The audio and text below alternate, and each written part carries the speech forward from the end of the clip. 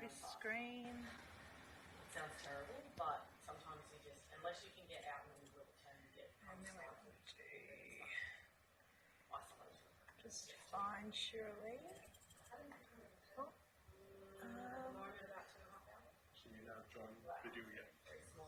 The census said 3,000 of that time. You've got your video. You might start your video Through season shortly, starts but now. it's still not launched. Well, I feel it. Yeah. And it goes through to And it says that you're there. It's just not using your camera. That's why you've got a black. Nomadic tourists and holiday tourists and stuff like that. Okay. Just click on. And they're touristing what? Qantas Museum, Stockman's Hall of Fame. Is that okay with you? 91 left in And Australia. that is just for your lapel, if that's okay, because that's how the recording will record you. A lot of country town stuff. Great. Winton, because Winton's on We can actually move that camera so that There's enough to it's get. I know, and I have thought about that, but Do you want to do it now while you're doing that? I think this is fine. It's yeah, no, she's got it set up now, so I think that's fine. But And I might just make her a bit bigger, so I can do Yeah, it is. If you show drive large. straight If I up want to her to be Rocky bigger and but not directly 7.5 huge, hours in, that's like that. Or you cut back through to There we go. Thank Thank you. Up and take a left at Barkey and another hour's drive and you're there. Another 7.5 hours. Another 7.5 hours northwest. And then you take a left at Mount Isa and then you head to the territory. Awesome. So I'm just checking these. So we're ready to go when the ladies Linda, would you like to know? Yeah, but so what's going on with? What's going on here? So it might just be do you mind if I just drive for a moment? Oh yes. I think it might just be about the view. No, that changes that. Oh So no, sorry. click on Chen this. Chen might have just. Oh no, it's not showing the slides on Shirley's computer. Here we go. No, I've fixed it because I'm a fixer. It's Christopher. And Chen's just checking out sound, so that's why it's not maximized. Yeah. Okay.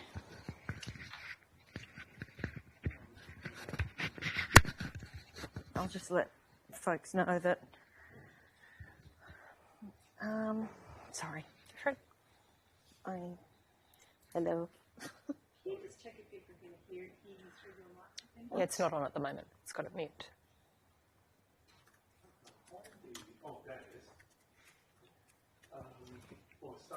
Just need to turn it on.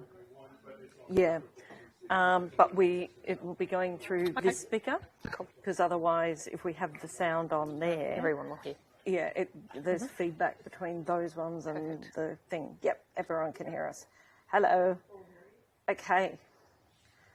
Beautiful. Rightio. We'll get started. Thank you. Excellent.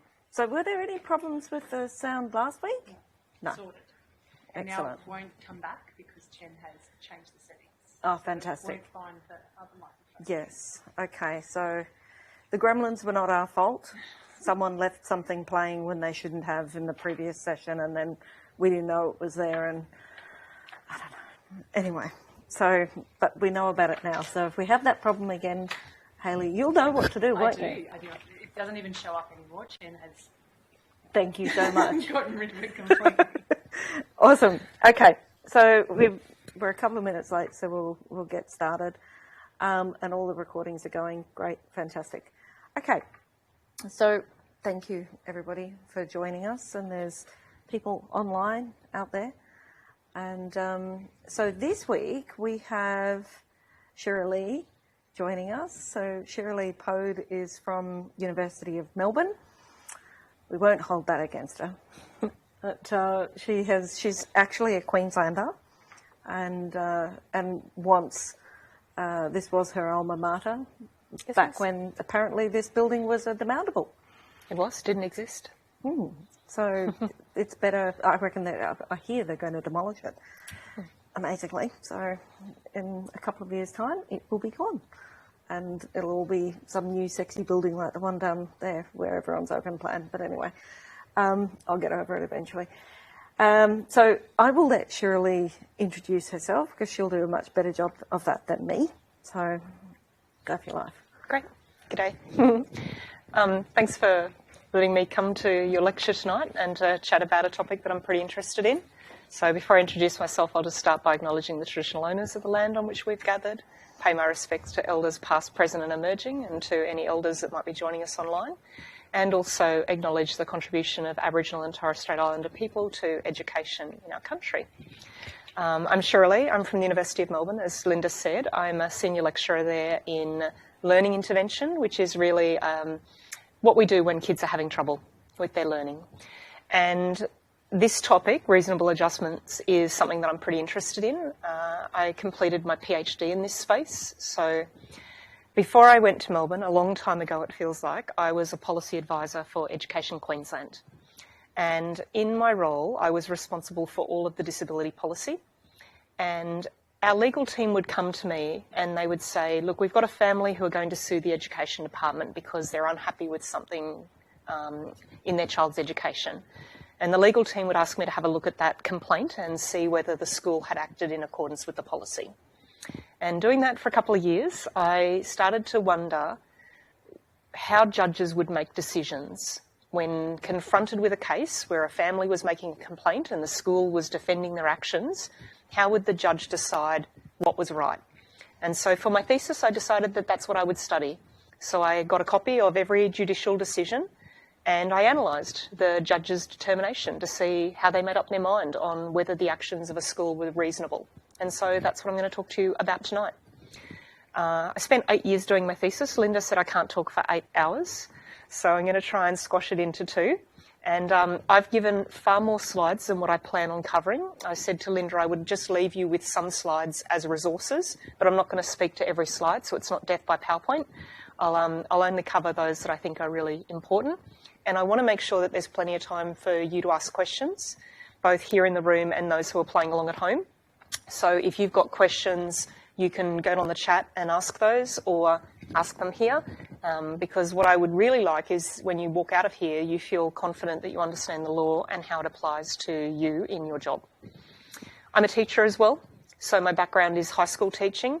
I've worked in primary a little bit, but mainly in secondary, and I've also worked with kids in special schools, so I've had a bit of a breadth of experience in terms of my teaching, and I've worked in both Catholic, government and independent schools.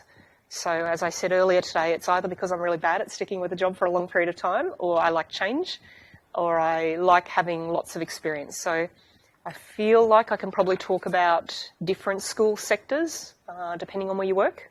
So if you have questions that are specific to your area, I'll try and answer those. I've forgotten what subject you taught in high school. It's been a long time since I've taught it, but I'm trained as a commerce German teacher. That's right. So accounting, legal studies, all of those areas, as well as German. But I haven't taught them in a long time. I started, like most of us do in our career, I started as a teacher in those areas, and then I became really invested in supporting kids with disability. And so I moved into roles that did that more than teaching my curriculum areas.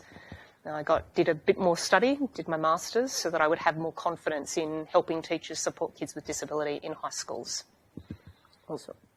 So the first couple of slides aren't particularly relevant. The first one I just want to point out is that if after today you think that these slides are useful for you to share with your school and you want to take them back and use them, feel free to do so. You have my permission to do so. You just need to share them in the same format that I've given them to you. But you're welcome to reuse the slides if they're relevant for you. And if you've got to do an assignment, if there's anything that I say tonight that is useful to your assignment and you're trying to think, how do I cite that for my assignment? I always get students who ask me how to do that. So I've given you how to cite it there in APA format so that you can just copy that directly into your assignment if that's useful. Nice. So the plan, awesome, thank you, Michelle. So the plan for tonight is to talk about the conventions that we are signatories to, because I understand as part of this subject you've been learning about the different conventions that impact on education, and I want to look at how they've been imported into domestic policy, into our law, and then into our practice, and how they balance up against one another. So that's what we'll be talking through. And I want to start with a video, which I'm hoping I can play. Shouldn't be a problem playing it through this technology. The video is captioned. Do I need to turn the captions on? Would it be useful if they... It might be useful, but it's not too much trouble. It's easy. Yeah. So just bear with me 1 second. We'll click this link. We won't click this link. We'll click the link over there, shall we? 1 sec, I'm walking away. So we're going to try and click the link, and then down the bottom there'll be a captions option.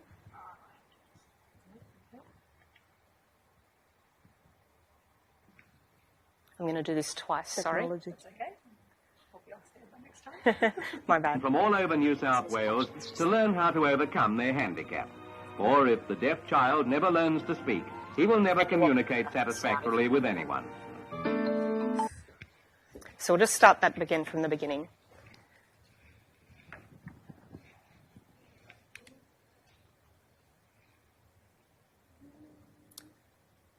We need Patrick. Or we can just play it, but I'll tell you what it was said. So what they said at the start, the voiceover person just said, from all over the country, children who were deaf or hard of hearing came to this particular school to get an education. That's how historically children who were deaf or hard of hearing were educated, in one school with other kids who were deaf. And so now we're going to hear Jacob's story as a young deaf man.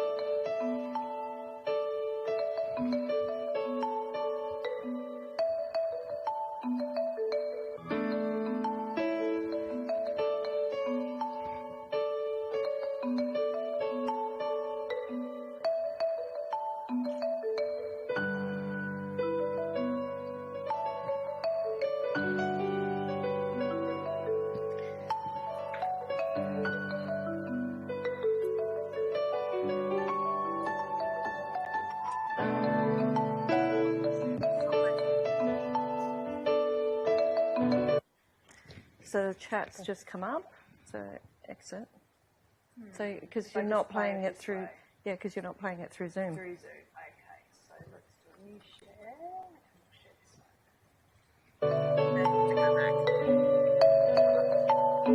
this. Sorry, guys. School days, according to some authorities, are the happiest days of our lives, and certainly these children look happy enough. But this school is different from other schools. All the pupils are deaf. To this school in Sydney come children from all over New South Wales to learn how to overcome their handicap. For if the deaf child never learns to speak, he will never communicate satisfactorily with anyone.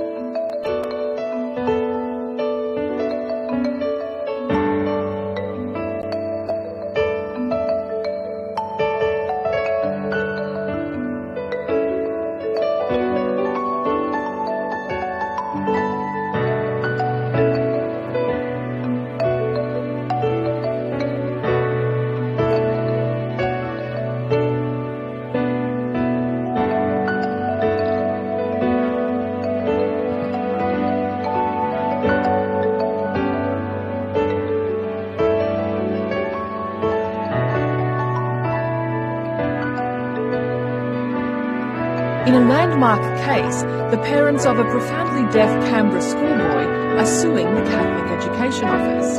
It's an action that will test the newly established Disability Discrimination Act, or DDA.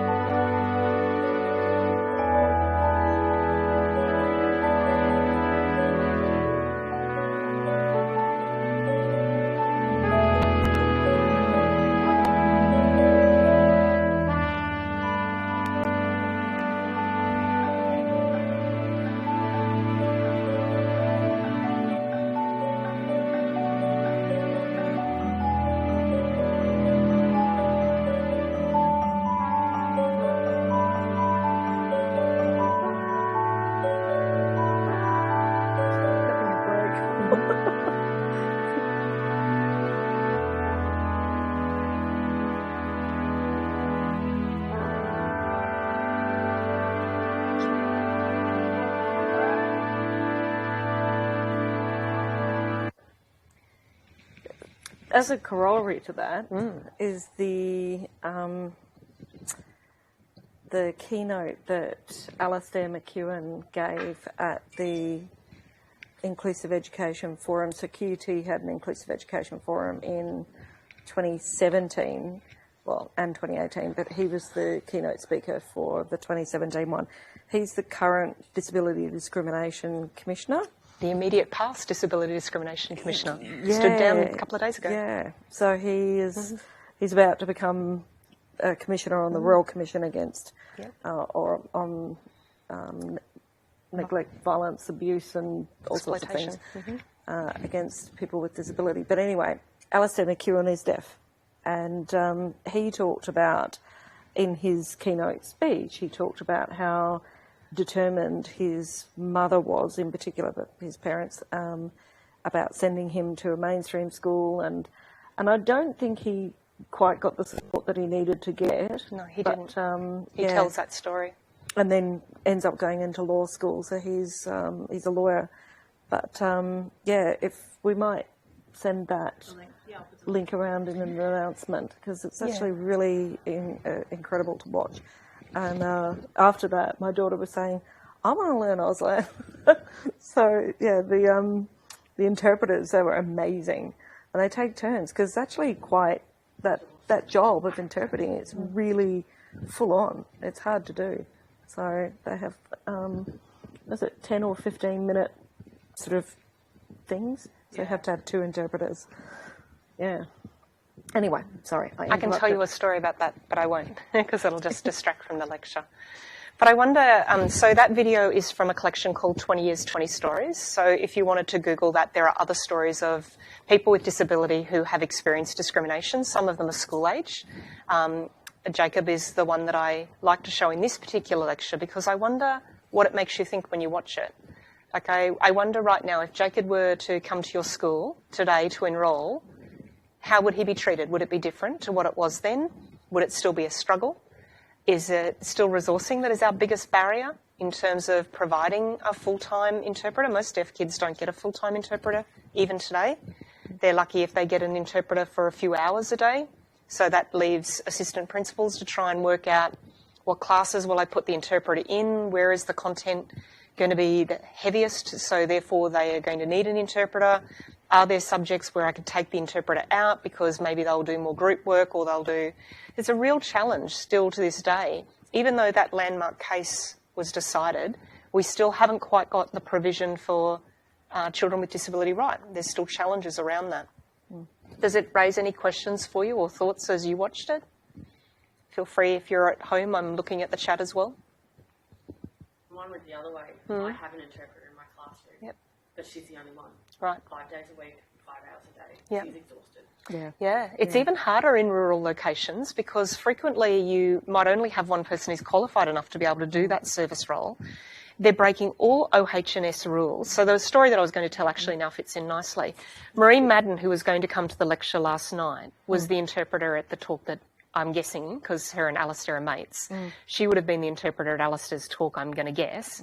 She wrote her PhD at Griffith University, which brought in the rule that interpreters should only work in 15-minute blocks, because she studied RSI in the hands of interpreters from sustained signing.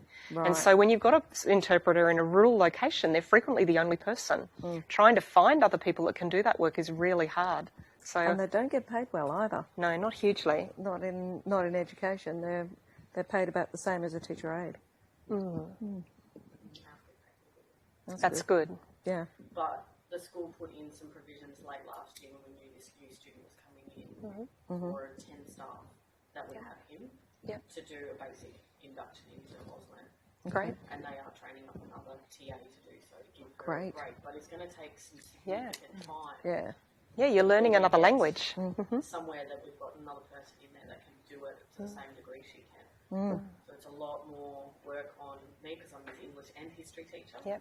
So the two very literacy-based heavy subjects. Exactly. To make sure that there's a lot more visual available for him and a lot more downtime for her, I guess, so where I can set him up with some work that then he can apply and kind of gives her some time out, that break where she needs a few minutes where she's not having to sign. Where I can set him up with an activity after the work has been taught and then she gets a 5-minute break. Yeah, well done. And then after that I'll then go, okay, you need to do something for me. I said, you need to check with him and see what does he not understand now, having gone through that way.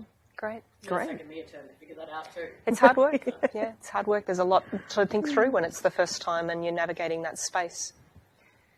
That case is really important to Queensland. People don't realise it. Even though that it was a case that was heard in Canberra, at the same time in Queensland, 2 young Queensland children sued the Education Department here about the exact same issue, access to interpreters in Auslan.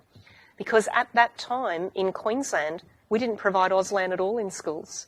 We only provide signed English. And that's a different language. Signed English is a made-up language which created signs that go with English spoken word. But Auslan has its own syntax and grammar, as you would know if you're learning it. You don't sign in the order that you speak. And so in Queensland, we had a case that happened at the same time where we had these 2 families who sued the department here to try and get interpreters in Auslan. The Clark case was heard before, so they got an outcome before. And so at the time, the Queensland government changed their policy and said, you know what, instead of making this a case where we actually get a decision, we're just going to change the policy and introduce Auslan. So all of that happened around the same time by 3 kids in this country taking forward a claim. Wow. So I know for your assignment you need to talk about the international conventions, and so I've just listed all of them for you in a table, all of the ones that are relevant to education and have an application for kids with disability. And I just thought as you're looking at your research for your assignment, you may want to go to some of those, but I'm not going to speak about them. So there's 2 tables of those that you might want to look at that could be relevant. In addition to those UN conventions, there are some other really critical documents that have had an impact on our legislation in this country and on our policy. And so I've also included in those some additional documents that might be relevant, including the one that I think you're probably talking about most in this subject, or I hope you would be, and that's the general comment number 4 on the right to an inclusive education. So I've just provided those links there. Signed exact English is not the same as Makaton. Yes, Hayley is correct. And that was Annetta's question. Do you mean Makaton signing? No. So Makaton signing, or keyword signing as it's now called, has a similar thought pattern in that there are signs that are made up to go with particular words, but signed English also added in all of the verbs and adjectives, but they just did them in the same order as English. Keyword signing just pulls out those key words and doesn't ever take it into a sentence format. But you're very close, Annetta. It's very similar. So the 2 pieces of legislation that specifically I wanted to talk to you about were these 2. The Disability Discrimination Act that came out in 1992 and was last reviewed in April of last year, as well as the Disability Standards for Education that came out in 2005, and they're reviewed every 5 years. Part of that legislation says that every 5 years they need to be reviewed, so they were last reviewed in 2015. And I've got a link there for the review. Again, if for your assignment you wanted to delve deeper into it and see what were some of the issues with the standards, you could have a look at that link for the last review. In addition to that, every state has their own legislation, and that legislation sits under the federal legislation. So in many ways, the federal legislation trumps the state legislation. State legislation is not dissimilar to the federal legislation, but there's some slight nuances. So here in Queensland, we're still getting familiar with your new act because it only came out in April. The Human Rights Act of 2019 was passed into legislation on the 5th of April. And there was a long consultation around the development of that act, and initially it actually didn't even talk about education. So it was only through criticism of disability advocates and academics and policy people who have an interest in that space that they actually amended the act before it became enacted. So let's talk specifically about the legislation and what it means for you as teachers or as school leaders. This quote comes out of the Disability Discrimination Act. It actually talks about the importance of providing for students with a disability on the same basis as their peers. And it's the meaning of that on the same basis that we have arguments about in courts. What does it mean for a child with a disability to access an education on the same basis as a child without a disability? And before I go much further, one of the things that I want to say up front is this quote from Jackson and Varnum, which I really like. Whenever I talk about legislation, immediately people start to worry. And they feel like it's this big cloud over them that, you know, there's all these rules, and they become quite fearful that there's a risk that they might be breaking their rules in their school. One of the things that I want to say about the legislation is it's something that is quite a positive opportunity for us to really learn about how we can provide better for all students, and in particular how we can provide well for students with disability. And the advantage in having legislation and learning about the legislation is it just helps us improve our practice. So I'm probably going to say some things tonight, and you might go away thinking, our school does that. You might then take it as an opportunity to think about changing practice within your school. Because I'm going to talk about particular cases, I'm going to talk about examples of where people break the law, and it might be that you're doing so at the moment unknowingly, but after tonight, you know. So then the obligation rests with you to have those conversations back in your environment to see what it is that could be done differently. So I'm not going to do this because I won't put you through that again. The disability standards, there's a lot of materials that are available online for you, and there's whole courses that you can have access to as teachers where you can learn about the standards. And I've been asked to come in and talk to you about this tonight, and you may well be an expert in this topic already. So my apologies if I'm telling you how to suck eggs. I don't intend to do that. If you're really knowledgeable in this space, please snooze through and I won't be insulted. But you can go on and Google Disability Standards for Education, Our Rights, and it will outline aspects of the legislation. But I'm going to talk you through those anyway. So the first thing I really want to talk about is an area that a lot of people are really unfamiliar with. When I talk to teachers, more often than not, teachers think if you are funded for a disability, then you have a disability. But if you don't receive funding, it's a bit grey. You know, like if you don't get any funding from your state or your Catholic Education Office or your independent school, they're never really certain whether then that counts as a disability. The legislation is super clear on what counts as a disability, so I want to make sure you know what the legislation says. First of all, any student who has an impact in any way on their bodily or mental function has a disability. So if you are missing the very tip of your right hand index finger, that's a disability. Even though it might not impact in any way in your life because you've been adapted to that since you were born, under the legislation, you have a disability. If you're missing or partially missing any part of your body, if you have an organism in your body that causes a disease or an illness, so every kid right now in the state who has cancer has a disability under federal legislation, which means if you're sick and the school isn't making adjustments for you, you can take a claim. And that happens right now. We have court cases of children who have illnesses who have sued because their illness wasn't accommodated. If you have something in your body that is capable of causing illness or disease, well, that's all of us. Like all of us potentially carry something inside of us that potentially could make us unwell. Where this one comes up is when it happens down the track. So you'll have a child who's been at school and then over a period of time, a diagnosis that they have for an illness that doesn't currently exist now kicks in. So if I think of some examples of that, there are children who have diseases by the name of Perthes hip, which you know you have from when you're very young, but it doesn't have any impact typically till they're about 12. And then when they're about 12, it starts to affect their mobility. So they could be enrolled in primary school. The parents might write on their enrolment that they have Perthes. Nothing happens throughout their primary.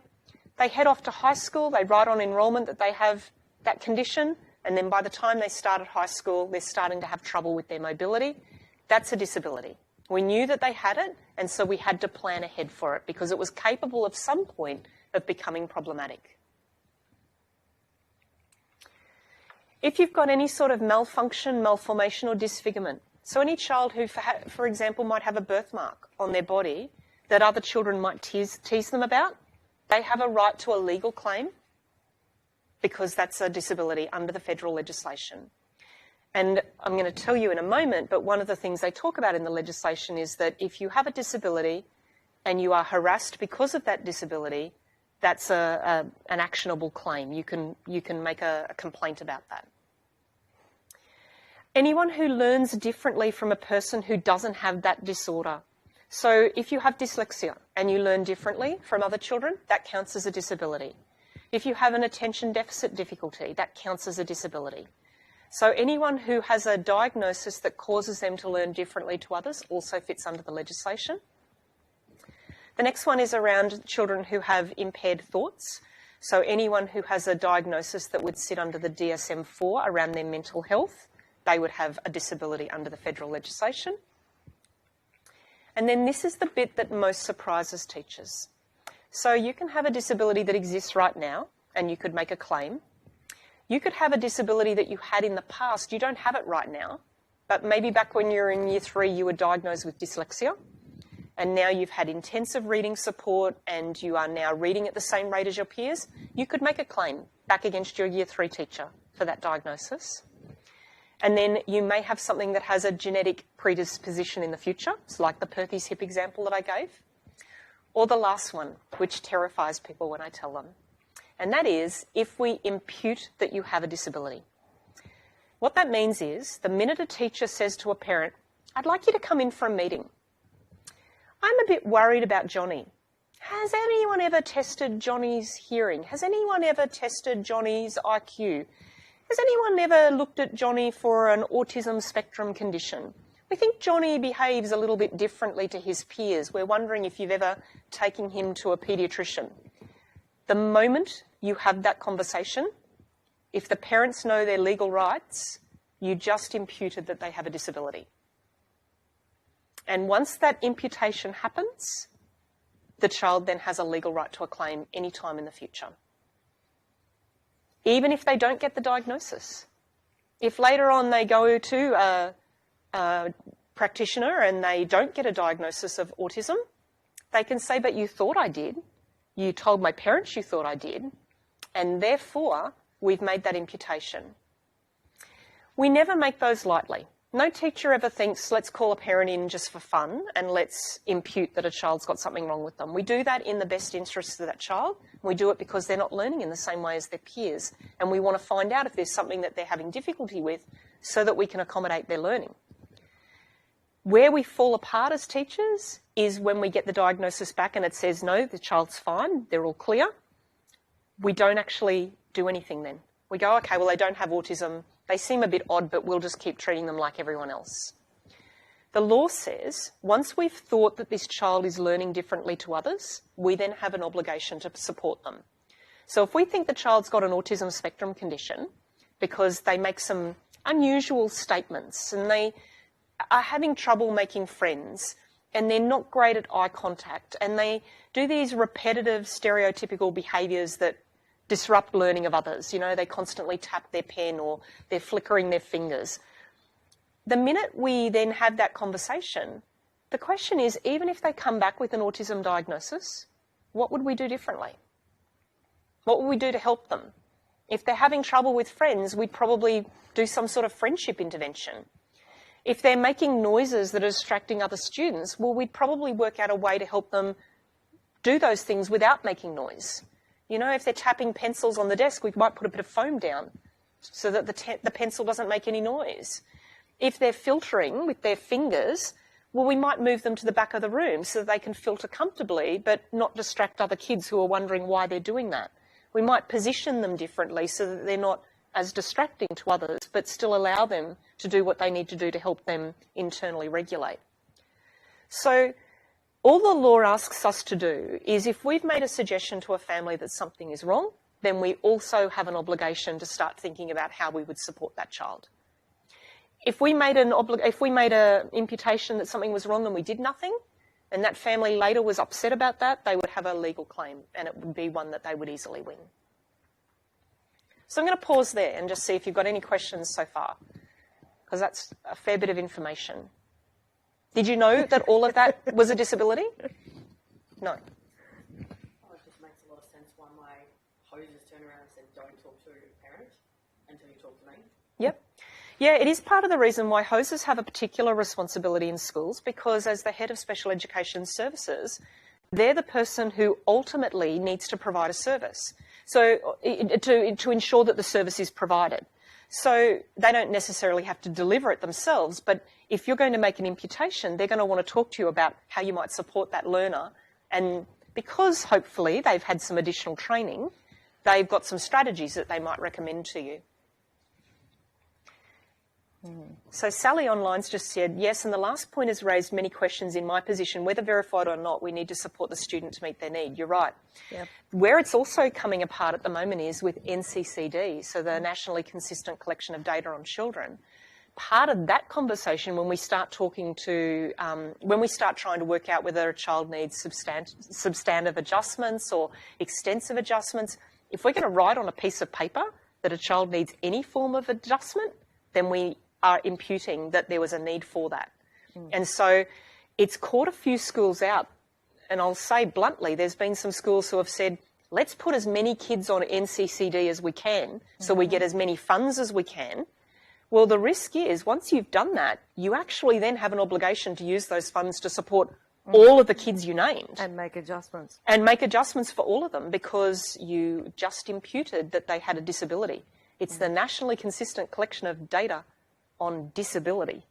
So you've just opened the door for the law to say, okay, you've now said 28% of your school population have a disability. Show us how you're making adjustments for the full 28%. Yep. It's a question about where to document Yeah. adjustments, whether one school is the spot for that.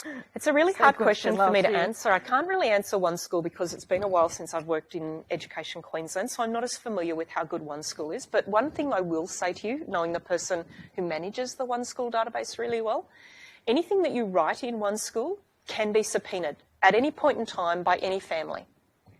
Under the Freedom of Information or the Right to Information Act, any family could walk into your school tomorrow and say, please print me out my child's One School report. So if a teacher says, Jamie was being a little today in class, and writes that in One School thinking they were just passing on a note to another teacher, that's actually on that kid's file forever, and it can be accessed through Right to Information. So yes, putting information in One School is great because it shows exactly what you've done. If you've made an adjustment, even if what you did was quality differentiated teaching practice, you went into your class and you said, I'm going to redesign my lessons so that I do it in these ways, I'm going to deliver it in these ways, and I'm going to use universal design principles to make sure that the action and expression opportunities for students look like this, and you record that in One School, that's awesome. Because when it goes to court, One School is one of the places they'll get information. And they'll see, wow, Miss Graham, she did this. And that's great. They'll be really happy to see that sort of information. So having a central registry for storing information is a good thing. How good One School is, I can't comment on that. I can't get in to look at what it looks like. I think it depends on the school because a lot of this sort of record keeping is part of NCCD. So it depends on how your school is managing that as well. Yep. So let's talk about another aspect now. If a court case is taken, there are two types of claims that a family can make. The first claim is that they could say that you directly discriminated against their child, and the second one is indirectly. And I like to use the terms that one is intentional and one was unintentional. So direct discrimination is where you would treat a child differently to other children on purpose. You intentionally made the decision to treat that child differently. The other one is where you put in place a practice that you don't think is going to be a problem, but it actually ends up having a detrimental impact on children with disability. So let me give you some examples of both of them. If, for example, a child needed adjustments to their work because cognitively that work was too difficult and you outright refused to provide those adjustments, that would be an example of direct discrimination. You know that they learn differently.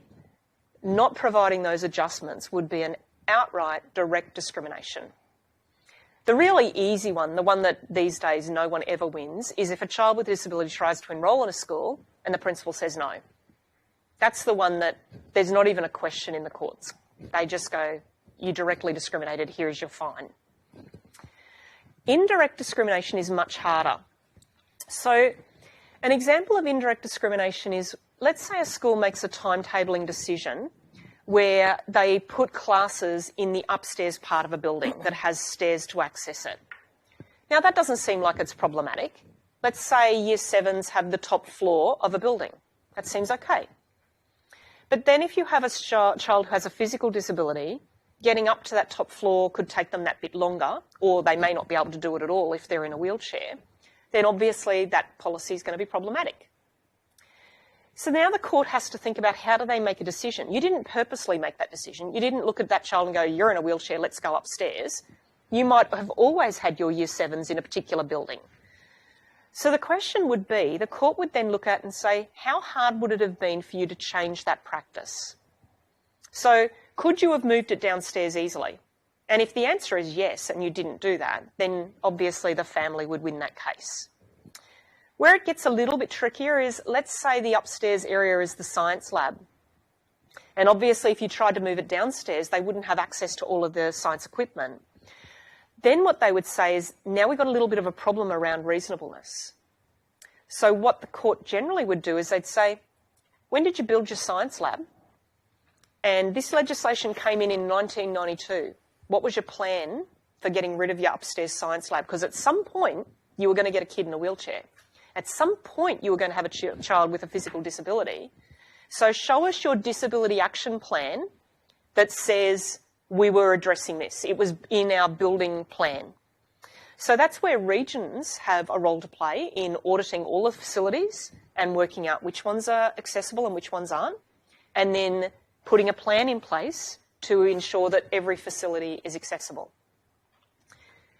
I've hit the easy one. Let me give you a more complex one. Nearly every school has a no hat, no play policy in primary. It's a fairly standard thing we have in Queensland. We have it for good reason. We don't want kids to get skin cancer. So we want them to wear hats when they're outdoors because we're avoiding an occupational health and safety claim later. Really obvious one. Schools then have a practice about what they do with the kids who forget their hat. So kids who typically forget their hat have to eat indoors and generally stay indoors for the whole of the morning tea time. There are a group of kids that disproportionately affects, and that's kids who have really big issues with organisation. So they typically will forget their hat most days, which means they're kept indoors, which then means they have limited opportunities to socialise except with other kids who also have organisational difficulties. So the court might look at that as an example of indirect discrimination. We've not had a claim on that yet. I'm giving it as an example because it is a practice that is very common in Queensland schools in particular. And the court would say, well, what were you doing to help that child improve their organisational skills? Was keeping them indoors punishment? Were you just keeping them indoors to punish them for not wearing their hat? Or did you put in plan something to help them get better organised? And there's lots of things we could do easily. You know, we could have spare hats as a starting point. We know these 3 kids are really bad at organisation. Let's just buy a hat and leave it at school. We could talk to the parent about leaving their hat at school, not having to take it home, unless we've got a silly rule that says they've got to wear their hats to and from school. Then if we've got that, then we've got another issue. So they look at these policies and then they look at the disproportionate impact that it might have on some kids. So direct and indirect discrimination. One is purposeful, intentional, the other's not intentional but has the same impact. The other thing that the law says is that we have to provide adjustments. So my suggestion then of keeping a hat at school for kids with organisational difficulties, that's an easy adjustment. Letting them play outdoor but in shade, that's an easy adjustment. Asking regional office to put in a shaded area where kids who don't have hats could play, that's an easy adjustment. The court will look at what are the adjustments that the school were making. So for teachers, the adjustments that they look at for you are what you're doing to help the child participate in the lesson, what you're doing to help them demonstrate their learning. And what they do say is the adjustments are considered reasonable if they allow the child to participate, but they don't place an undue burden on the child themselves or their peers or you as the teacher. So the courts have been really good at saying we don't want teachers working till 2 o'clock every morning making adjustments. We don't want that. If you feel like you have one child in your class that has stretched your workload to such a point that you are up late at night, that you are getting sick, that you are feeling like you need to take a work claim, you need to talk to your principal because that's an undue burden or what we call in Australia an unjustifiable hardship, and you're not expected to do that. That load should be shared. There should be people that are there supporting you with that work. That shouldn't rest on one teacher. Likewise, the court will look at whether the child in that class, the adjustments being provided for them, are having an impact on peers. Because sometimes teachers feel like the child with a disability takes all of their time. There's a lot of research, a lot of studies that have been done on classrooms where children with disability have been in rooms with other kids. And one of the things we've actually found from analysing those classes is a child with a disability in a mainstream classroom gets the least amount of teacher attention. You get the most amount of teacher attention before the class because in your planning, like you said before, you're really thinking about how am I going to organise my time? I'll do this first and I'll use my interpreter. Then I'll do this activity where they get to work by themselves. Then I'll get the interpreter to work with them. So what they've found is a child with a disability in a classroom, for the most part, gets the least amount of teacher attention. You've done all of that work beforehand. And in the classroom, if you've got access to a teacher aide or an interpreter, it's actually the teacher aide or interpreter that gets the most time with that child. And there's a logic with that in some ways. If you've got an interpreter particularly, you don't speak the child's language. So having someone that speaks their language is really valuable. The teacher aide, if they're working under your direction, if you've given them advice about what to do, it's great that they have that additional adult there that's supporting them. But the other thing that cases will look at is whether the amount of time with the aide is disproportionate. That is, they're being taught all the time by the aide and the teacher's not doing any work with them at all. And there have been cases where teachers have said, I'll make a workbook for a month and give it to the aide and then just say, you work through the book with the kid by themselves. And the teacher never engages with the student. And at the end of the lesson, the teacher aide might write to the parents saying, oh, I worked with Johnny today on fractions and he did this. And the parents never hear from the teacher. In fact, parents have gone to court thinking that the teacher aide was the teacher. They didn't even know that there was another person working with that child. That's been problematic in cases. So I'll pause there and see if you've got any comment about reasonable adjustments. It's a lot of hard work. It is hard work. But one of the things that we know is it's hard work because we're retrofitting. So we're going back now and trying to make lessons that we've designed in the past work for a child that we've never had before. There's something called Universal Design for Learning, which shows us how we can design the lesson at the start so we don't have to go back and retrofit later. So I always say to teachers, if you're developing a new unit of work or you're developing a new series of lessons, think about doing them universally at the start, because hopefully then the level of adjustment that you'll need to provide in the future will be far less. Yep. We'll be having a lecture on that later. You've done that for me last term then. Hi, Michelle. What do you do for students from non-English speaking backgrounds, very little English? It's actually really similar. So even though this legislation only applies for children with disability, and obviously we do have some kids with disability who come from culturally and linguistically diverse backgrounds, this legislation doesn't apply solely to children who come from a non-English speaking background. But the same information is relevant. So providing adjustments that help them demonstrate their learning in a lesson, thinking about the language that they have that they can build on, using that as the starting point to engage them in activities, limiting the amount of language that you might have in a lesson so that they have the opportunity to demonstrate their learning without using language. All of those things are the sorts of things that you'll do. And I'll give you some exact examples, I think, when we go a little bit further through. And those things will benefit all students Yeah. anyway. And we'll be having a lecture on that too, won't we? Yeah. Great. So I mentioned the concept of unjustifiable hardship, and there's only been a little bit of information on this from the court cases that I examined so far. But for a school to argue that having a child is causing them a hardship, they would need to be able to prove a few things. First of all, they would need to be able to say that the nature of the benefit or detriment that the student was going to get was outweighed. So I'll give you an example of what that means. Some families of children with disability think that their child would be best having a full-time teacher aide.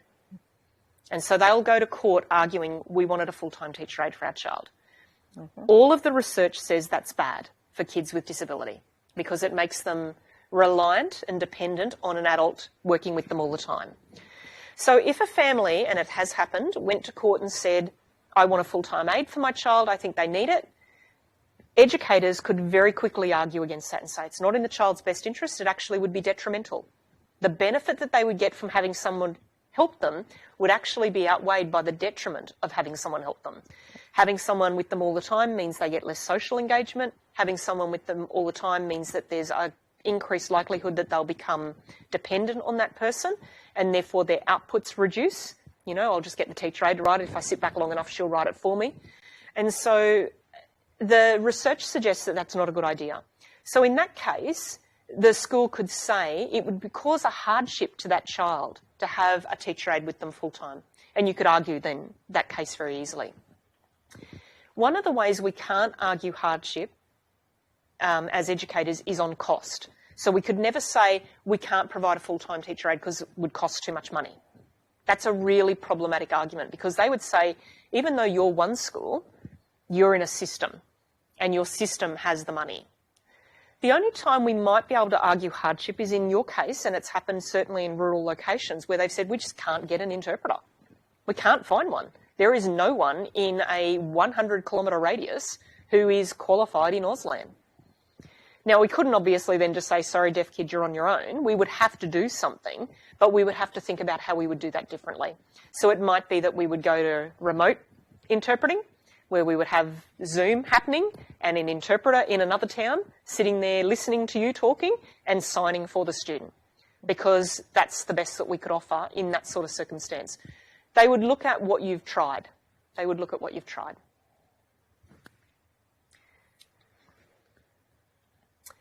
So the standards cover 5 aspects of education, and I'll talk briefly about each one. They cover enrolment, that's the easiest one. They also cover participation. They cover the curriculum development and design and accreditation and delivery. They cover student support services, and they cover harassment and victimisation. So if we look at each one briefly, when it comes to enrolment, children with a disability by law can enrol in any school they want to enrol in. That's the law. So if they turn up at your school tomorrow and they want to enrol, the law says that they can enrol in your school.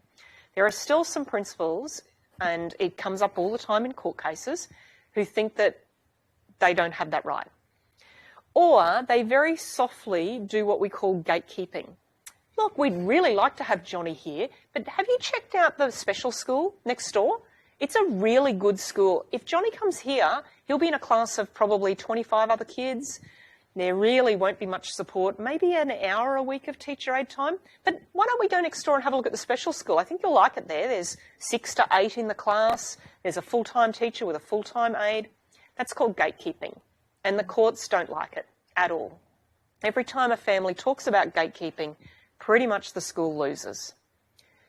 So what they say to support enrolment, we need to provide information about our enrolment procedures to the public.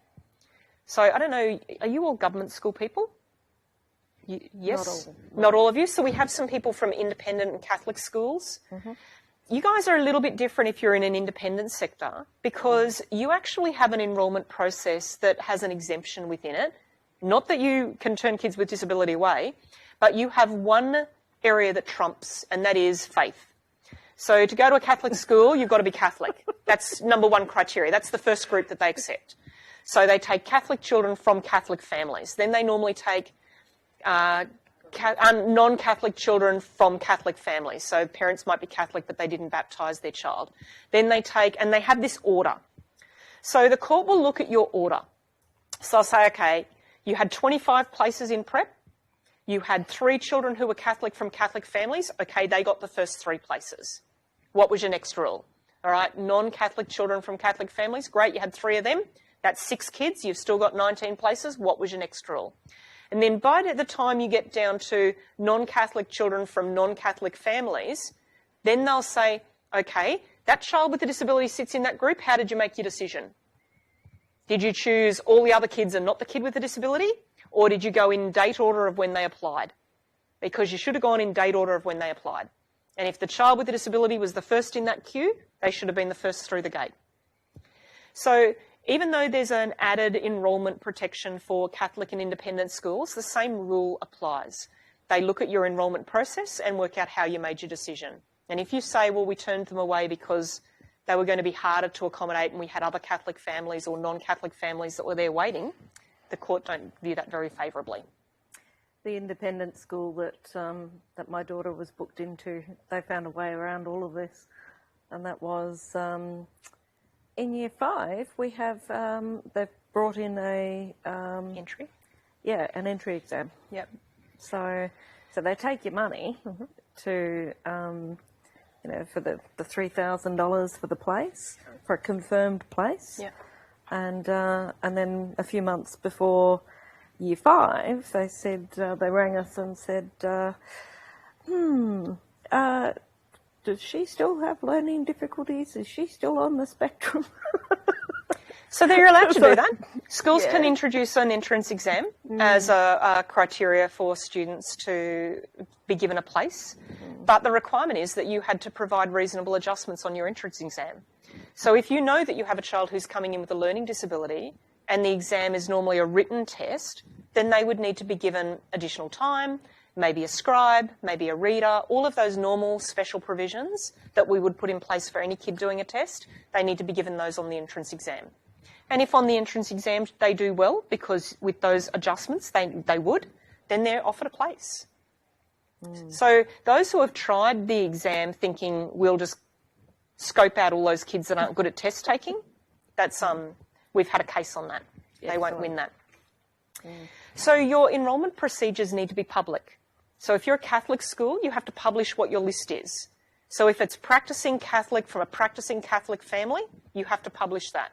Then if it's Catholic from a non-practicing family, number 2, and then it's non-Catholic child to Catholic parents, number 3, you have to publish that so that families know, and they can look at that and say, well, we're a non-Catholic kid from a non-Catholic family, we're going to be 7th on the list, and then it'll depend on places. They have to know that. It needs to be public. Most schools don't publish that. Most schools don't actually publish how they make their enrolment decisions. Government schools are a little bit better.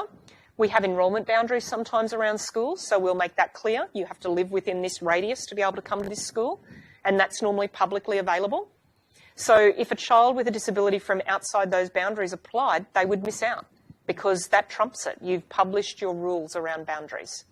That doesn't mean if you get an application, you quickly redraw your boundaries and make sure that that kid's address is outside of it. I'm not suggesting that. Might have happened. If there's entry requirements, like an entry exam, those things are subject to the normal adjustments that you would provide. The other thing is that information for enrolment needs to be available in a range of formats because there's lots of parents who have disability. So I don't know any school at all that currently has their enrolment policy written in Braille. And yet we have parents with vision impairment who try to enrol their kids and they can't read the documents. We are by law required to have our enrolment material in a range of formats. We're also required to have information at enrolment around our curriculum, our assessment and our reporting structures, the support services we provide and the processes for accessing those support services. Lots of enrolment documents don't contain that information. It has to be written in a way that is comprehensive and easy to understand. That's really difficult to combine those two. And it needs to have been developed through a consultation process. So we needed to have actually developed our enrolment process by working with families of kids with disability. And that typically doesn't happen. So the key message there is that everyone has a right to an education and they have a right to an education in the school of their choice in Australia. That's our Australian law. Now the caveat on that is that we have one set of schools that are exempt from that, and that is special schools. Because you can only go to a special school if you have a diagnosis that meets the criteria for that school. And that's the only place where we actually have an exemption under law. So if I'm a child without a disability, I can't choose to go to a special school. We have that rule for single-sex schools. So I can't go to an all-boys school if I identify as a girl with a disability. I can't claim a discrimination in that case. I can if I identify as a boy and I'm a girl with a disability. The second area is around participation. So what that means is that children with a disability are entitled to access and participate in all courses and programs that are offered by that school. That includes excursions, that includes camps, that includes speech night, graduation, free dress days, anything at all that we do as a school, every child with a disability has the right to participate in the same way as every other kid. So we can't say you can go on camp if your mum comes too. We can't say you can come on camp if you pay extra money because we'll need to employ an extra aide for that week. They participate in exactly the same way as every other student, and we just have to put in place those adjustments.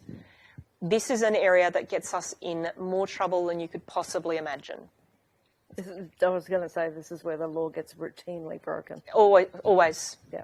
And it's the one that we have the most court cases and court decisions on. Schools saying, oh, well, your behaviour was such that we didn't feel like we could take you on the excursion, or your behaviour was such that we were worried about taking you on camp. Remember that definition of disability talked about behaviour? So if behaviour manifests as part of that disability, you have every right to make a legal claim if you're denied going on camp or an excursion. And it is a really big issue that we have in Australia. It's where the most court cases come. My son was not allowed on excursions when he was in a mainstream school. Tammy, you have a court case. Like, I'm sorry to say that, but you actually have a court case. There's no legal reason why schools do not permit students to go on excursions. I understand why they do it. I understand that it's a duty of care. I understand that you're worried about risk. I understand all of those things. But in the same way that we mitigate that risk when we're in the school, we have to plan and mitigate that risk when they're outside. The most famous of these cases came from Queensland, and it was a case that involved a girl. She took 2 claims against the Education Department. The first was that she was denied going on an excursion, and the second that she was made go up an elevator in a service area of the kitchen to attend her school formal. But if we just talk about the excursion, the school had done a great job. Like, they were amazing. They're a school that had lots of kids with physical disability. They'd always taken kids with physical disability on this excursion. The excursion was to Moreton Island, which is a sand island off the southeast coast here. There's a tourist resort, Moreton or Stratty. Where's the one with the dolphins? Tangalooma. Moreton, I got it right. So they were going to Tangalooma, a resort, which is a place that wins tourism awards quite regularly, and it was a tourism class, year 11. And so they had always taken students with disability there, but 3 days before they were due to go, the barge that gets you across from the coast to the island phoned them to say that the hoist that they used to get wheelchairs on and off the barge was broken. And so they didn't know what to do, so they decided that she just wouldn't go. They thought a lot about it. They actually had a meeting. The teachers got together and tried to do some planning, and they planned that maybe they would reschedule, but they couldn't reschedule. They couldn't find out a time in the year where they could refit it. They thought about hiring a helicopter, and they looked up the costs and realised it was going to cost a lot of money. They looked at a water taxi, and there was a water taxi, but it was going to get her to the wrong side of the island, and then from there she would have had to get a car, and the timing would have meant that by the time the water taxi got there and then the car got across, she would have missed a lot of the excursion because she would have had to do the same in the reverse to come home. So it would have limited her time. So instead, they went to her and said, listen, you're not going to be able to go on the excursion. We've phoned the local shopping centre. They've got a travel agency. So we've booked you in for the day there, and everything that we learn about tourism, you'll be able to learn from the travel agency, so we'll get you to go there. Obviously, the student was quite upset about that, so they said, why don't you ask 2 of your friends to come with you as well? So you've still got that social experience. So, she's like, great, 2 of my friends are going to hate me as well because now I'm telling them they can't go and see these dolphins over at Tangalooma. And, it wasn't an exact replica because there were no dolphins at the travel agency. So she got quite upset about that, went home very distressed about it. Her parents were annoyed but didn't really do anything. And then later, there was another kerfuffle because they chose a venue for graduation that she couldn't, for the school formal, and she couldn't access the facility. She had to go out the back, in through the kitchen, she had to get out of her wheelchair, slide into a little cage that they used to transport food, and then get to formal. So after that, the second event, the parents got really annoyed, so they then sued the school. And the court said that you didn't offer an excursion that was of an equivalent value to that student. Going to the tourism office wasn't an equal substitute. And the reason that you go to Tangalooma is because you're learning about tourism, and it's the #1 tourism resort at that time it was. Might have suffered since then, I don't know. And so they said, you haven't provided a parallel experience for this student. Where they also criticised the school is they said you didn't talk to the parents, you only told the child once you'd made the decision. And the parents said, if you had spoken to us, we would have paid for a helicopter. And the court said, well, actually, we don't want you to do that anyway. No parent of a child with a disability should have to pay more just because their child has a disability. They already pay a lot more for all the other things they have to access. They said the school should have paid it. You wouldn't have broken the government to throw you $400 for a helicopter for the day, and that child would have got the same experience. But the big issues that they caught them on was lack of consultation. So not actually sitting with the family and coming to a solution together. So participation is inherent in the legislation. Whatever we do, we have to do it. And we need to provide additional support, then we provide additional support. If we're going to offer a substitute activity, then we find a reasonable substitute. So if, for example, you have always gone to this camp location and there's absolutely no way you can go there because for a student with a vision impairment, it is going to be super dangerous for them to do that, then everybody goes somewhere else. And then from that point forward, you use the new location as your camp venue because you're going to encounter it again in the future. That's what the courts recommend. It applies to activities both in and outside of the classroom. All of it must be inclusive. So a question here from Belinda. I've heard of Year 12 students not allowed to go to their formal due to their behaviour. Yep, they've got court cases on that, particularly if their behaviour is a manifestation of their disability. Courts are really clear about that. Behaviour isn't a reason to deny children an experience. If they're concerned about their behaviour, then you teach the behaviour you want to see to allow them to be successful at their formal. And the barge with the broken hoist should have been called into answer to. They were, Anetta, good point. So they were called to court. The barge company did go to court over it. Their actions were reasonable. So they had ordered the replacement part for the hoist and was made in Germany, and it took 2 weeks to get to the country. And it was only 3 days before the excursion that the hoist actually broke. They were more than willing to reschedule the school excursion, but you know what timetables are like for schools. I can understand a school looks at their calendar and says, I can't find another time where we can fit this excursion in. So the barge company did try. They offered to not take the deposit that had been paid and to transfer that across, because obviously they're at fault not being able to provide that hoist. They looked at a hoist that they hired, but it didn't extend to the length of the barge, so it would have been an unsafe transfer. So they'd done a lot of work, the barge company, but you're right to think about them as well. Okay. When it comes to curriculum, there's a little bit of curriculum that's easy for us. You guys don't write curriculum. ACARA write it. So ACARA are completely accountable to the government if they get it wrong. And they do have it wrong. You know, if you have a look, for example, at the way some of the outcomes are worded, they're problematic. You know, when you say a student has to give a 5-minute speech, that's problematic. There are some kids who are nonverbal, who can't talk. Mm-hmm. So ACARA are constantly critiqued by those of us who are really aware of universal design principles in the way that they write particular outcomes. And in fact, when the very first version of the Australian curriculum was published, it got completely hammered by academics who were, you can't write it like that, you have to change the wording of it. But there are some outcomes still within the Australian curriculum that are problematic for some children. So there are ACARA... And the way it's re-articulated through QCAA as well, correct. It's hugely problematic because, you know, that's one of the things that we keep looking at when we're looking at, you know, assessments that are in schools, particularly high school. You look at those and all of those kind of elastic terms that are used in the Australian curriculum are gone. And then suddenly you've got, you know, they need to do a speech, they need to do this, and, you know, and it's, so all of that flexibility is gone.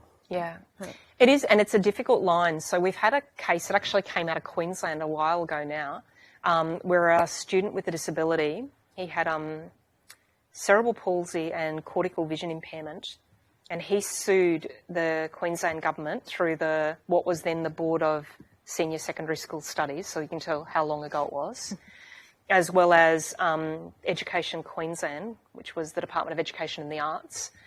He sued because he wanted to be exempted from senior English and senior German, the reading and writing components. So he only wanted to be reported on the speaking and listening because reading and writing were problematic for him. And he lost that court case. So there was a decision by the federal courts that there is an inherent requirement that for you to be able to be competent in year 11 and 12 in a language, you need to be able to do all 4 of those things: speak, read, listen and write. Now, listening is a word that has a broader meaning. You can listen through sign. So as long as someone signs it to you in sign language and you can respond, which is why ACARA talk about responding rather than speaking, but it's problematic in terms of how it then gets imported back into state curriculum, because if they're using the word speak and listen, it causes all sorts of difficulties. Yeah. With the new QCAA, new QCE system that's coming in and the requirements and the restrictions we've got with that for our seniors, how does that impact with that whole, we've been told this is the assessment type and we don't have a choice? Yeah. How do we get it, like, and I've worked in the territory where we've had flexibility with that because we can opt for. Yeah, so here's how it works. At the end of the day, it will be the responsibility of the families to sue the government over that particular task if they see that as a problematic barrier for their child to be successful. And what the court will do is they'll look at that and say, could that have been assessed in any other way?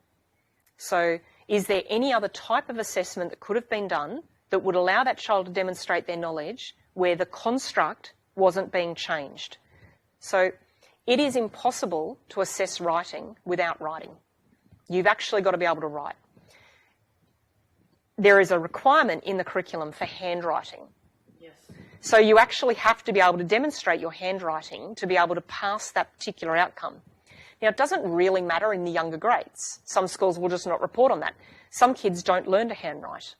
They'll never learn to handwrite. They might learn to use technology as a replacement because that's going to be the way that they communicate anyway in the future. So it's not a real issue until you get to a credential. And now, as you've said, when you've got year 11 and 12 credentials, it becomes problematic. The way that these questions get answered is through court cases, unfortunately. The one thing that the court says, which we haven't quite gotten to yet, is they do talk about the academic integrity of what is being taught. So every student who passes senior English here in Queensland, an employer needs to know that they have passed senior English at exactly the same standard as the next student who's passed senior English. Schools and systems cannot in any way challenge the academic integrity of what's being assessed. So if you're assessing a child's handwriting, they have to be able to put a pen to a page. To say, well, we'll assess their handwriting on a computer changes the construct. We're not allowed to change the construct. The question is the construct necessary? And that's what a court will work out. So can you give me an example of a particular assessment task at the moment that you think is problematic? I put you on the spot. Yeah, I'm only teaching the new QCE because that's year 11. I have the old system for year 12, Okay. the English comm, so I don't. But Well, let's say that there was a requirement that every student had to give a 5-minute oral presentation. I have 3 of them this year alone, and we're going, are you for real? Yeah. 3 out of 6 assessment pieces are oral. Okay. We're going, no. All right. So I'm sitting there going, no. Yeah. So look at Jacob. Go back to Jacob that we looked at the start. Jacob is not oral. He doesn't speak. He can speak, but he doesn't speak. His deaf culture he doesn't speak as part of his culture. He signs. So an oral presentation is problematic for deaf kids. An oral presentation is problematic for kids who have anxiety. An oral presentation is problematic for kids who are non-verbal. An oral presentation is problematic for children who have language delay. An oral presentation is problematic for children who have English as an additional language. So already we've created an assessment task that is problematic for a whole range of learners. The question that they would ask is that a necessary construct? Like, is it essential that they can do that? So, for example, at a university, you can't become a teacher, you cannot become a teacher if you can't speak. There is an inherent requirement in the job of teaching that you have to be able to speak. It's problematic to find enough schools that could employ you if you didn't speak. Maybe if you sign, you could get a job in the very few remaining deaf schools, but there is an inherent requirement that you could speak. So the question is it an inherent requirement of that task that they could only demonstrate that they could do that through speaking? That's the court will ask. So to be assessed in speaking German, you actually have to be able to speak it. I can't tell if you can speak German through signing. I can't tell if you could speak German through showing me pictures. You actually have to say the words. There's an inherent requirement. That's what the court will look at. So the thing that you need to really get to know is what do they call it? Achievement standard. No, the adjustments, reasonable adjustments and something or other, basically booklet that QCAA. So Special provisions. yeah, so there was a bunch of us involved. You'd think we'd know what the term was, but in lots and lots of meetings and, you know, in those meetings we hammered the importance of accessibility to start with, but then the types of adjustments that can be made, because previously what has happened is that schools have gone, yep, excellent, extra time. I mean, that's the most common adjustment that gets made. But, you know, I mean, and my daughter has been given those, and I've said, well, how much use is extra time if she can't understand what she's, you know, supposed to do? So there's about whether the adjustment, not just whether it's reasonable, but whether it's appropriate as well. So, but there's a whole bunch of options available. And there is this belief out in schools that, and for a good reason, because this sort of change is coming through like a freight train. There is this belief that this is how it is and it cannot change.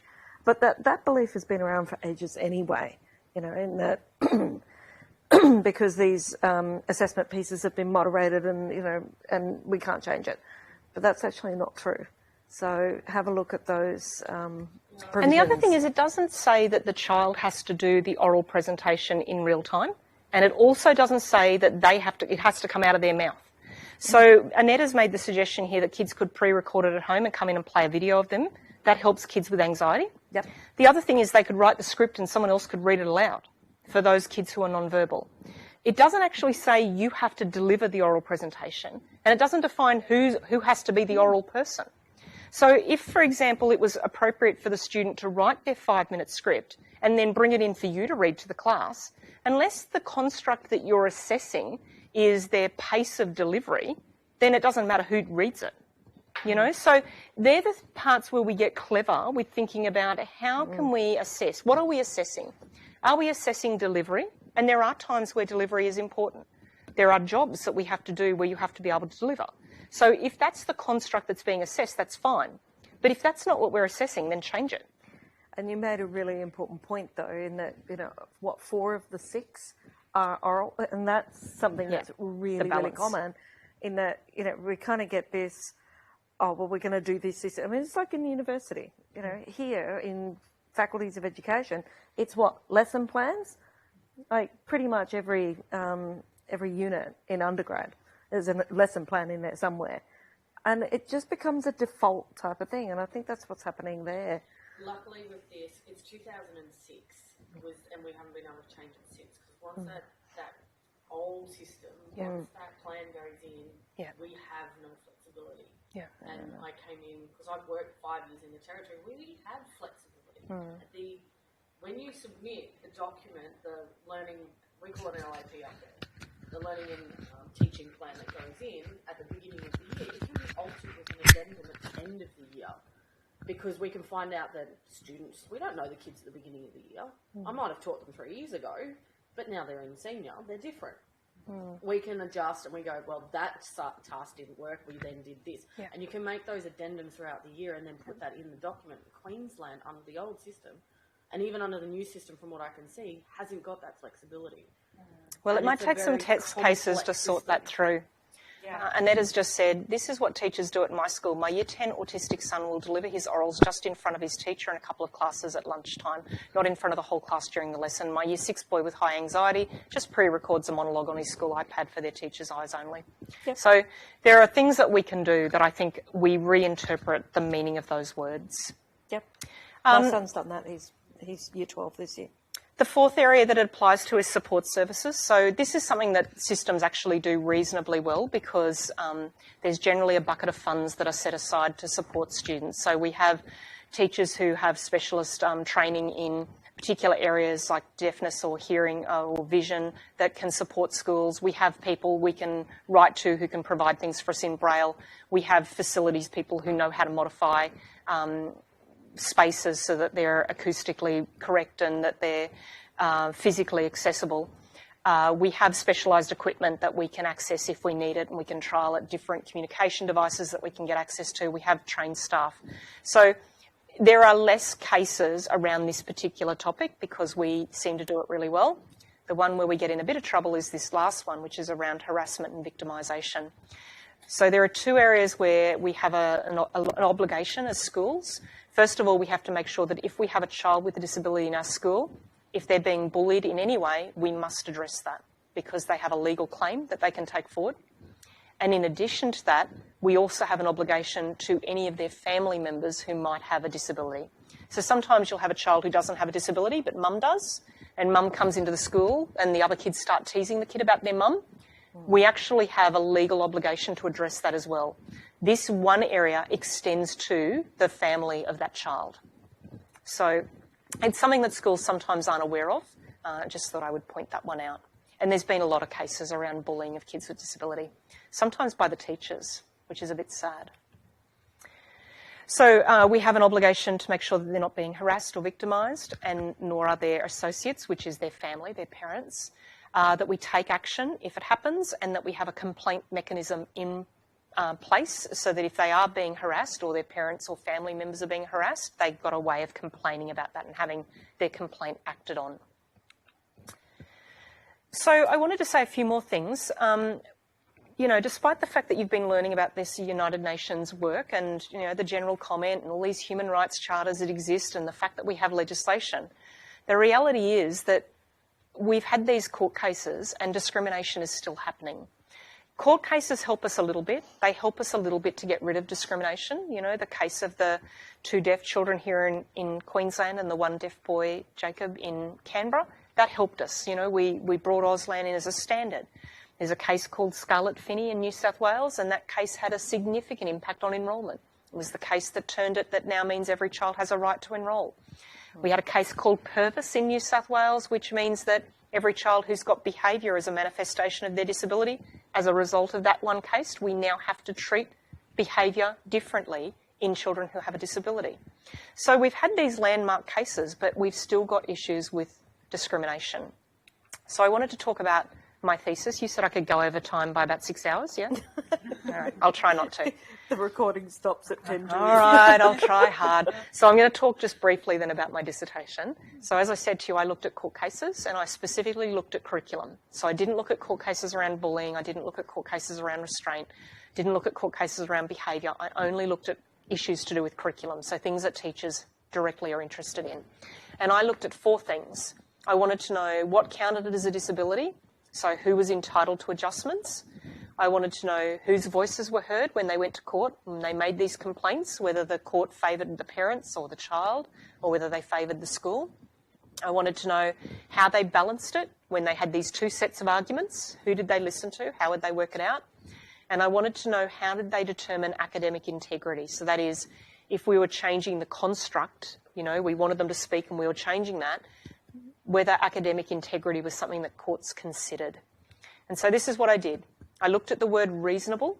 I looked at court cases from 1993 until September 2014.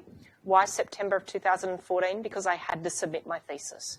And so I had to just have an end date, and that's the date I stopped. I found all of the court cases online. There's a website if you ever want to read court cases because it's really fun. There's a website called Ostly. And you can find all of the judicial decisions on every case, not just education and discrimination, but every court case is stored on the Ostly site. So in that time stamp, 93 to 2014, there were 84 children in Australia who took their school to court. And there were a total of 134 hearings. So that means that some kids appealed. That's why there were more. Because I only looked at curriculum, that narrowed the cases down to 54. So there were 30 other cases that were about other things like bullying and harassment and restraint and not being able to get a bus and those sorts of issues. So 54 kids in 92 different hearings talked about curriculum. And that last point means I just examined those cases after they occurred, ex post facto. I examined them after they occurred by looking at the legislation to see how it was applied or how it would have been applied retrospectively. So here's what I can tell you. The red line on that screen means court cases are going up. Litigation is increasing. We had one significant peak in litigation. You can see there it happened in 2005 or 2006 on that cusp, and that's because that's when the disability standards came out. That's my guess. I don't know that for certain, but my guess is it went nuts that year because the disability discrimination legislation came out, the standards. The original legislation back in 1992, you can see before that there were no cases, and then you can see a gradual increase. It looks like there's a decline, but I'm not sure that that's true. I think that if I looked at the data now for 15, 16, 17 and 18, that line would keep going up. The other thing I can tell you is I only looked at published decisions. So what often happens is the decision gets settled at mediation before it goes to court. Those mediation settlements, they're not public. So part of the settlement is they're normally confidential because they don't want to set a precedent that allows every other family to make the same claim. So things that they think they could easily lose, education departments will very quickly try and settle. They'll go to mediation and pay out that family to stop it becoming a decision. They typically will only take it to court if they really think they can win. You can see that across the country there's varied numbers of decisions, and it looks like we in Victoria are shocking at discrimination, but it's actually not true. So the reason why Victoria is 41 compared to Queensland and New South Wales, who are under 20, is because there was a policy change that happened at one stage in Victoria that really upset a lot of families, and 20 families went to court over that one policy change.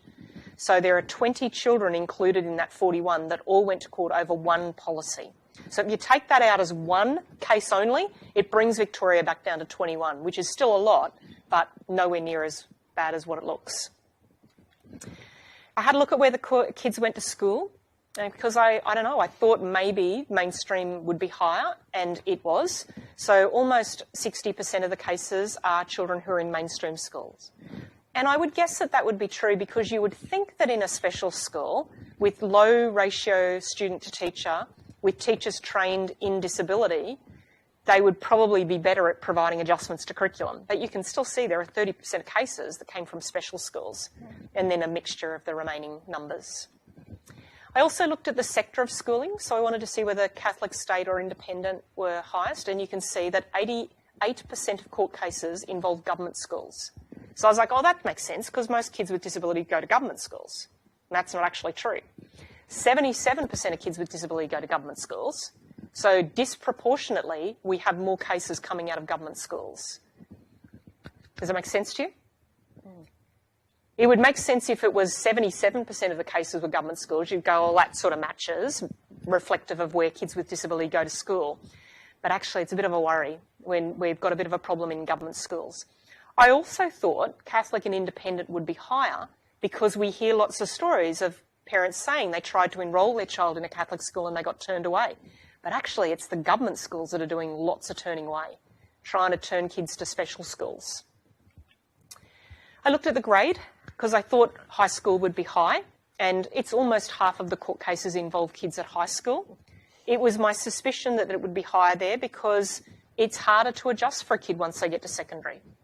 But you can see 30% of cases, 32% come from primary, and then some span primary and secondary. So when the parent claimed, they claimed right the way back from prep through to year 12. They were angry about a whole range of things.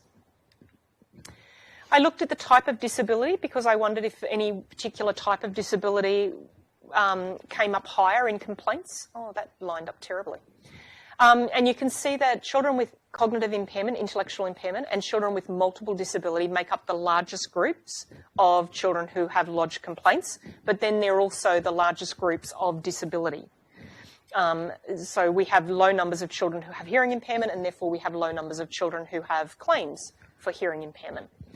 Interestingly, no child with a vision impairment's actually made a claim. I mentioned one before, a child who had a cerebral palsy and a cortical vision impairment, so he sits in that multiple, but no child who's just blind or low vision has made a claim ever. I don't know why that is. I don't know if we do education really well for kids with vision impairment, or whether they're just a group of parents who they're not litigious. I'd need to talk to them to find out why they're not suing us. No families of children with language disorder. No. So that was the other area that I also thought, and I think partially it's because the criteria that we use for resourcing makes people think that they can only apply if they match criteria. And of course, as you know, most kids who have language disorder miss out on resourcing. So that was my other suspicion, and I think it's the same with learning disability. Like only 2% had a learning disability. I think it's just that those groups don't know that they can sue. Once they work it out, well, those numbers could skyrocket. But it would also, the layer that goes over the top of this is which is made public and which isn't. Correct. Which has been settled. Yes, of course. And it may be that they've settled a whole heap of kids with language disorder in order to not open the floodgates. Yeah. Because that's what we don't know. And ADHD. I can't find out those because it's confidential. Yeah. They did publish them at one stage, but then they stopped. So that's sad. Here's what else I learned. The first thing I learned was that there is a real difference between what we would like to do for kids with disabilities and what we do because of resourcing. And when I listen to schools make their arguments, most of it is around the fact that they just are so poorly resourced in this space, or the resourcing is so poorly used. We tend to use our money to buy a teacher aide when that's not necessarily the best thing that we should be doing. There are so many other ways that we could spend that money. Please don't hear me wrong. I think teacher aides are amazing, and in fact, lots of kids with disability would miss out if we didn't have them.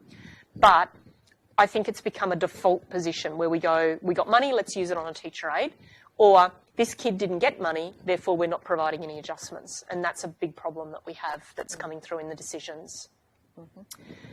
What I also learnt is that we very rarely talk to kids about what they need. Very rarely do we involve them in the individual education plan. It's normally their parents. No one actually sits down with a kid and says, how can this work better for you? What can I be doing that would make this better for you? What I did learn is when we do talk to kids and they go to court, they're more likely to win the court case because kids are really articulate in court. They go in and they say exactly what they're thinking, and the judges really listen to them. And my thought was, why didn't we listen to them? Like, if we just sat and listened to them about what they need, we would have been able to provide a lot of the things that kids have told us through the court decisions. They just want someone to ask them what would help them learn. Some teachers do that well, but not all teachers do. What I also learnt is what I talked about before, that cost versus benefits. We cannot argue that we don't have enough money. We just can't make that argument because we've had one case only. In that time frame that I studied, there was only one case where a school won it on costs, and it was a little school here in Brisbane, just outside of Brisbane, and they enrolled 22 children, and they were an independent, not part of a system or a sector, just a little independent school. And they won a court case. They had 2 children with disability, 22 children in total, so 20 children without disability. And one of those children had behaviour as a manifestation of their disability, and at the end of the school year, 4 families went to the principal and said, if that kid comes back next year, we're pulling our kids out of the school, which would have meant that the school would have gone from 22 enrolments to 16, and they couldn't viably run the school with 16 kids. They actually wouldn't have been able to afford to keep the doors open. And so they argued, they said to the family, you can't come here next year. So the family sued, as they're entitled to do, and they lost that case. The family lost the case. The court, on that circumstance, said, because you're not part of an education department or a Catholic system or an independent sector, and you have no other money behind you, they won that case. Now, that case was in 1992. I don't know that they'd win it today. I think the court would have said, well, hold on, show us what you're doing. Go through, tell us exactly how you're accommodating this kid. What adjustments do you have in place? What have you put in place in terms of behaviour plan? Have you brought in a behaviour expert to help you manage this kid's behaviour? The court was a very brief decision. I don't think it would be as easy and as cut and dried today if another little school like that tried a claim. And then the issue of academic integrity, as I said, that comes down to that question around the construct that's being assessed. So the one that they talk about famously is you can't be a taxi driver if you're blind. You just can't be a taxi driver if you're blind. Right now, until we get driverless vehicles, you cannot operate a vehicle if you're blind. So the question is it absolutely essential what you're assessing for you to test it in that way? If you're testing their ability to speak a language, then they're going to have to speak it. But if you're making them do an oral presentation because it's just a form of assessment and you just really want to know what they know about mountainous regions in polar climates, you could assess that in any way. The oral presentation is an essential. Therefore, you've diminished the academic integrity by forcing that student to be assessed in a way that wasn't essential for them to demonstrate their knowledge. So it's a really good question that you're asking, and it's going to come up in test cases as families go through this new assessment process. And the good thing is, you as a teacher, you're not accountable for that. You didn't write it. The system's accountable. So it's the system that defends those decisions. Recording your adjustments. Yeah. Super important, I guess, in that. So here's what I'm going to say. To keep you safe, we'll finish on these things. To keep you safe as teachers, these are the things that are recommended from reading the court cases. This is what I suggest.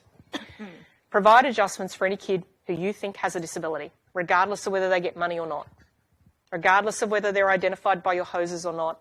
If you suspect that they have a disability, provide adjustments and document what you've done. If one school's your place, document it in one school. If you're an old-fashioned, write it in a diary, then write it in a diary. At the end of the year, give your principal the diary and say, you need to hold on to this diary forevermore, because they can make a claim at any point. They used to be able to do it at 25.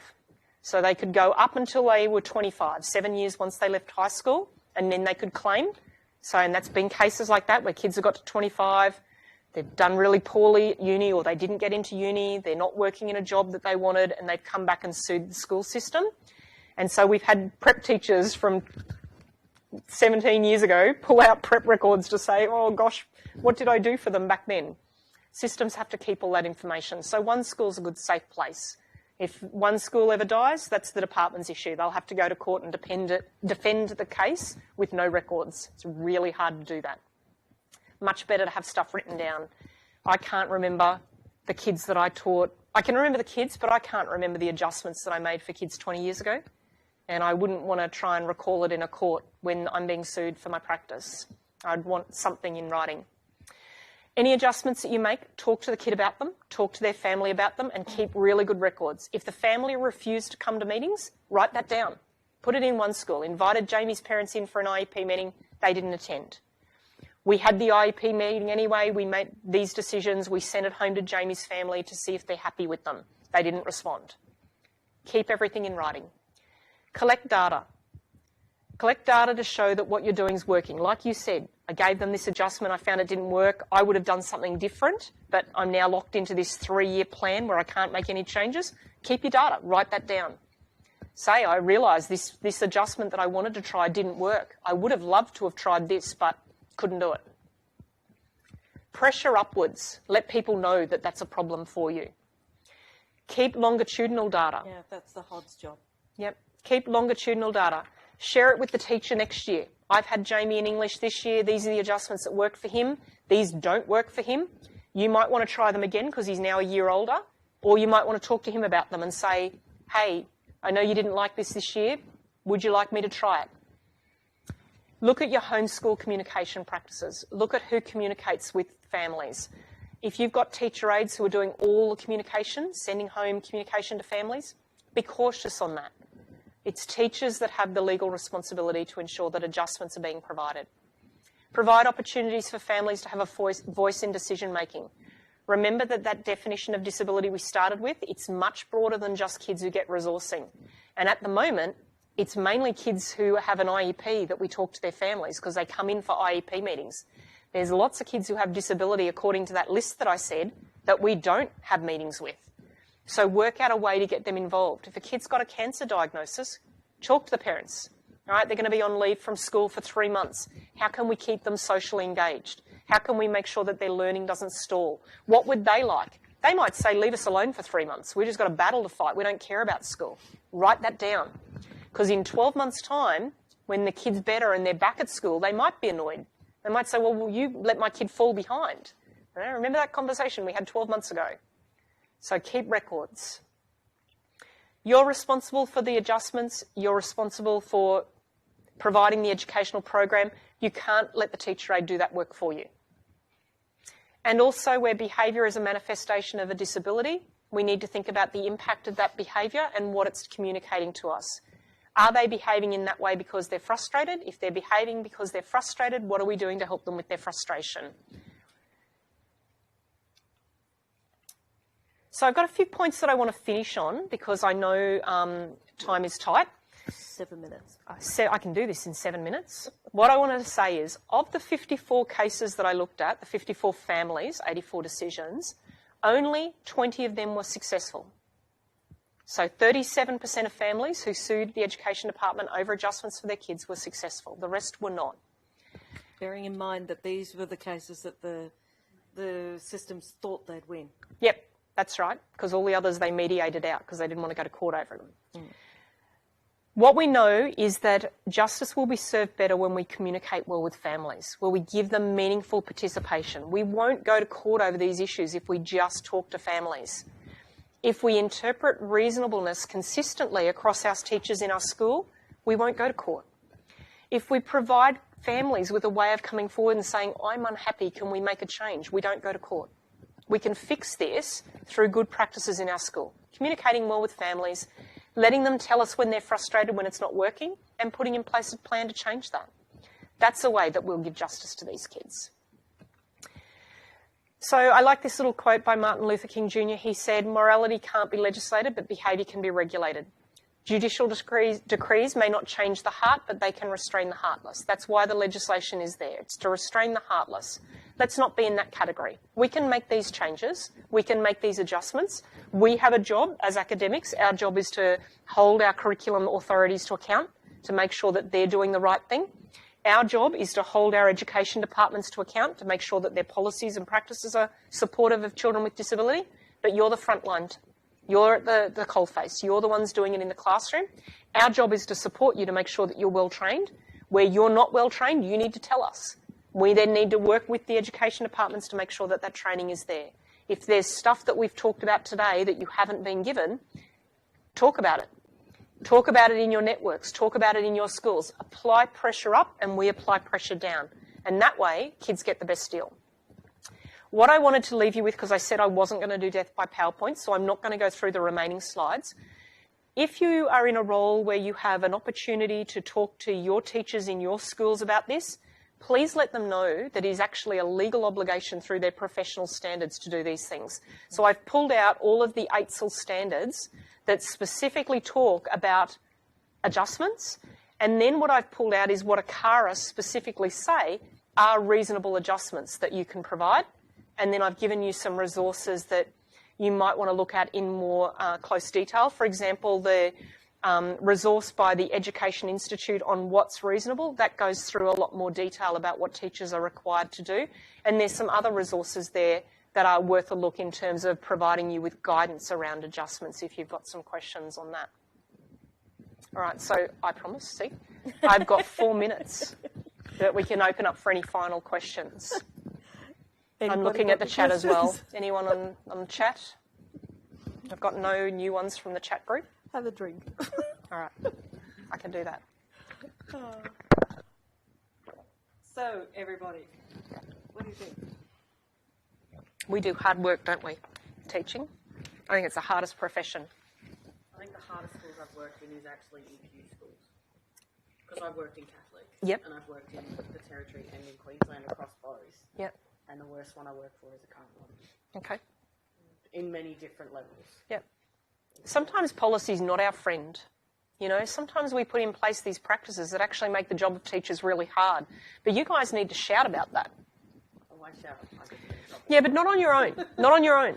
You know, like collectively, I think we're the least empowered group. I think teachers should just say to curriculum authorities, you've got this wrong. You've got this wrong. And you're causing problems for a whole heap of kids and you're making my job hard. And you need to do it collectively, through your professional associations, through all of your networks. Go to your English Teachers Association and say, this is a problem, fix it. Go to your universities and say, this is a problem, get it fixed. Be loud and vocal. So, Mari, I hope I've said your name right. Thank you, I really enjoyed this evening. I'm new to inclusive education. It's so tough for the children. We have so many wonderful teachers who go above and beyond to make adjustments, but also so many who don't want to help. Oh, I hear you. Michelle, wow, that was a very interesting lecture. Thanks so much for filling in our gaps in knowledge. I found it empowering. Thank you, Michelle. They weren't questions. They were nice things. We're very nice people. You are nice people. Teachers are good people. It is hard work. I'm not saying that any of this is easy, but it's important and it's a legal requirement of our jobs. And to protect ourselves as teachers, we need to make sure that we're working within the law. And if we're finding that some of the things that we're doing don't work for us, then we need to call it out. And if you're working in settings where you've got teachers who are just refusing, it's on them. Yep. Like you can call them out, you can let them know, hey, be aware you're breaking the law. But at the end of the day, we're all accountable for our own actions. What happens when there's a legal case is that the education department will go to court. But if they look at what you've done, that was my old job where I started, if they look at what you've done and they say, I can't defend this teacher's actions, then when you go to court, you can be held to account for your behaviour as a teacher. So, you know, people being knowledgeable of the law is a good thing. If they act outside of it, the department won't actually Wear it. wear it or defend their actions. I think that some teachers need to realise us making adjustments isn't as hard as not being able to access the curriculum. Oh, yeah. Oh, wow. There appears to be a private one. I'm not sure I can read that. Okay. So the recording, I think, is finishing within seconds. So thank you for coming.